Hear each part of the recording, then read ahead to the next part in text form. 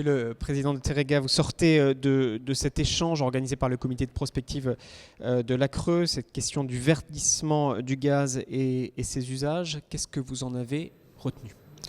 J'en ai retenu tout d'abord que le gaz, sous sa forme recyclée, ce biogaz, en fait, c'est une vraie question de société.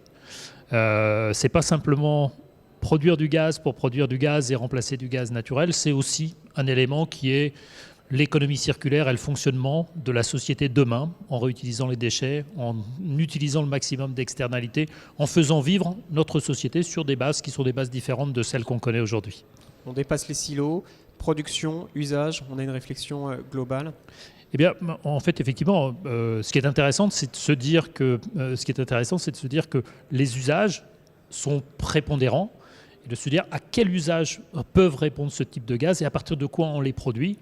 Et donc, on a bien vu dans cette table ronde à la fois les questions qui se posent très en amont, parce que pour produire ces gaz, il faut que l'ensemble de la filière soit cohérente, et en même temps, quels sont les usages qu'on peut remplacer et du coup, comment on mesure l'efficacité énergétique et l'efficacité CO2 de tout ça.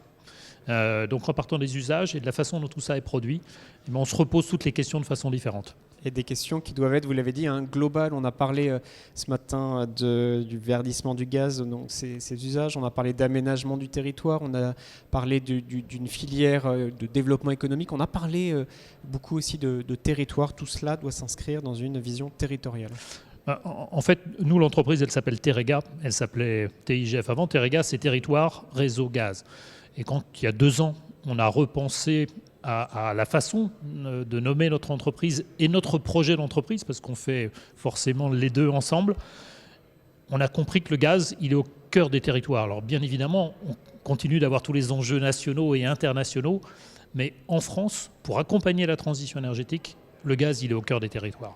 Ce sont des enjeux où il y a des objectifs, il y a des dates qui ont été posées, mais il y a aussi des enjeux parfois un peu passionnels.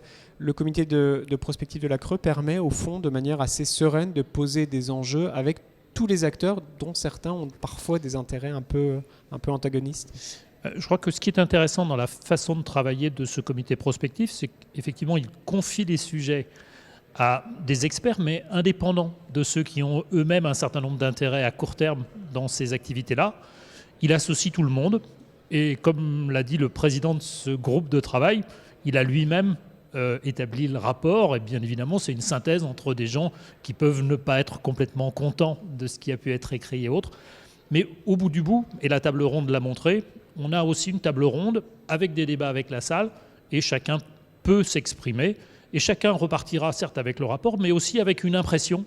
Et l'impression qu'on a eue aujourd'hui, c'est une impression de dynamisme, une impression qu'effectivement les choses se font sur les territoires. Je crois qu'un des éléments importants, c'est que certains étaient peut-être arrivés avec l'idée que le biométhane, c'est intéressant, mais c'est marginal. Et je pense qu'ils sont repartis aujourd'hui avec l'idée que c'est peut-être encore des petites quantités de gaz, mais c'est une vraie dynamique. Et quand on voit le témoignage de l'association des agriculteurs méthaniseurs qui montre bien, le monsieur qui était là montre bien ses potentialités. Et c'est un agro-énergiseur. Il faut trouver le nouveau mot parce que c'est...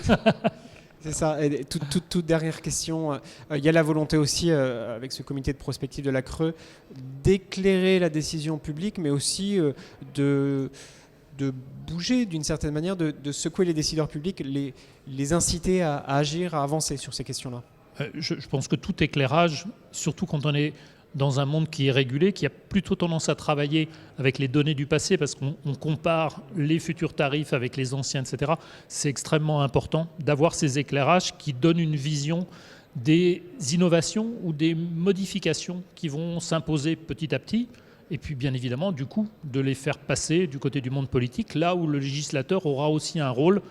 Le régulateur tient sa légitimité du législateur et donc l'un et l'autre sont indispensables. Il y a un parlementaire qui a assisté à tous ces échanges.